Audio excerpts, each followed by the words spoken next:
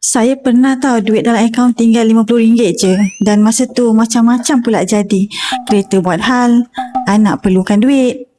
Tiba-tiba ada je lah kecemasan yang memang tak boleh nak tunggu-tunggu dah. Masa macam ni lah semua benda datang serentak.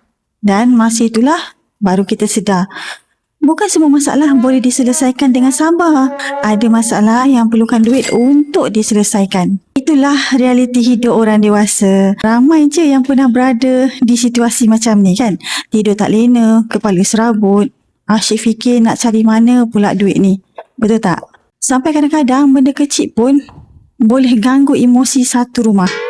Kita bukan tak ada duit langsung, cuma kita tak pernah sempat bina benteng kewangan untuk lindungi diri bila kecemasan tu berlaku.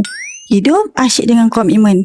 Gaji masuk, bayar komitmen, lepas tu repeat balik. Sampaikan tak sedar yang simpanan langsung tak bertambah. Itu yang mentor Kek Wan selalu pesan.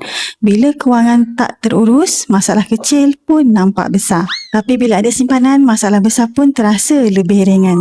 Dan sebenarnya nak mula bina simpanan yang lebih terurus tak susah pun. Sebab dengan 100 sebulan pun dah boleh mula bina sesuatu untuk masa depan.